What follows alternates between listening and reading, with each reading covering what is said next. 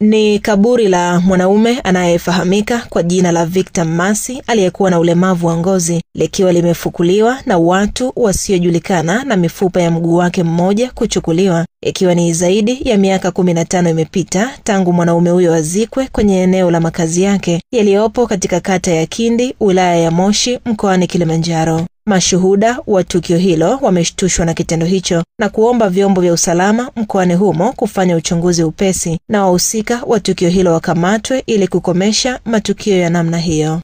Hii ni Gadi TV. Jina langu ni Aisa Msuya. Jirani wa eneo hili haswa, mbali na kuwa kiongozi wa serikali. Ilikuwa ni usiku wa kuamkia jana. Kweli walinzi wakiwa ni mbwa kwangu walipiga kelele sana kwa jirani, ambaye jirani ndiye hapa tulipo sasa hivi kwenye tukio. Basi mimi nilishindwa kweli, ikabidi mimi kikawaida, wale mbwa ni walinzi, nikatoka nikawa tu nimetoa mwanga wa tochi, lakini ile hali sasa ya mbwa ikatulia kama kukawa shwari yani. Baada hapo nilijiridhisha tu, nikawa nimerudi ndani, nikaendelea tu kutafuta usingizi. Lakini hali ile ilirudia, kelele ya mbwa ilikuwa mingi, lakini kwa uchovu ambao nilikuwa nimekaa, kwa sababu ile shughuli mimi mpaka kuamka ilikuwa kama saa 5. Lakini kurudi tena mbwa walibweka mpaka mida ya kwenye saa 8. Saa 8 hapo nikaona kama wale walikuwa karibu au mtu alikuwa karibu au kile chochote kilichokuwa karibu kimeondoka, na mbwa kama mfukuzia. Baadaye mbwa akarudi. Basi sasa kesho yake ndio kuja kuona mambo yaliyotokea, kama vile kaburi kuwa limechimbwa. Hili kaburi ni la bwana mmoja aitwa Victor Agusti Masi. Ni mtoto wa mzee Agusti, yani mzee mwenye boma hili hapa, eneo hili hapa. Ndio alifariki miaka kama 17, karibia 20 lakini iliyopita.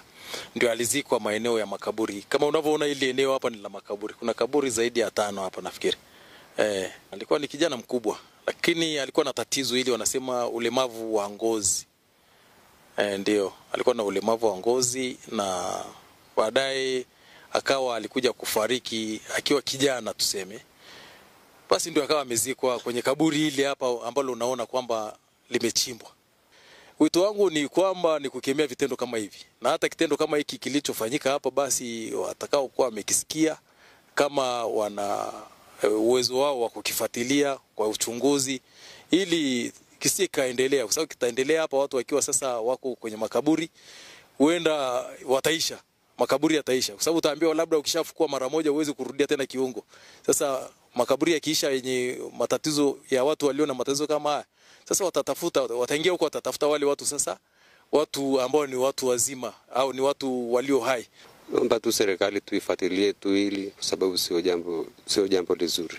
Kwa sababu imenipa uchungu mara 2. Uchungu ulishawahi kupita, sasa hivi tena wamekuja kufanya hivi. Kwa hiyo ananikumbusha mbali sana kama tulivyomzika kaka kipindi hicho. Baada ya kufanya mahojiano na mimi pale, kilichoendelea pale kulikuwa maamuzi ya nini kiendelee baada ya mzazi kufika, ambaye alikuwa anaishi Singida. Anafanya mambo yake ya biashara Singida huko.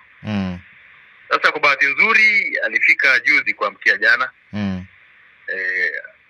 Jioni. Akalala asubuhi, yani jana sasa. Walifanya taratibu wao za kiukoo au za kimila yao. Walivyofanya ni kimila tuseme. Wakawa wametimiza mambo fulani, wakarudishia na lile shimo pale. Labda walibaini nini katika hilo kaburi hasa? Walibaini wale jamaa waliondoka na mguu. Walifanikiwa kupata mguu pale, chukua mfupa pale.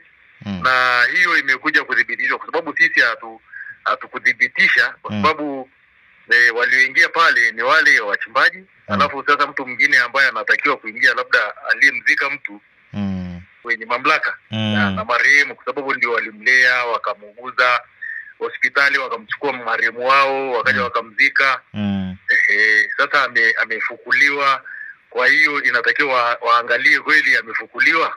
Lakini kwa ushuhuda baba mtu alitoa ushuhuda kwamba walifanikiwa kuondoka na kipande cha mguu pale.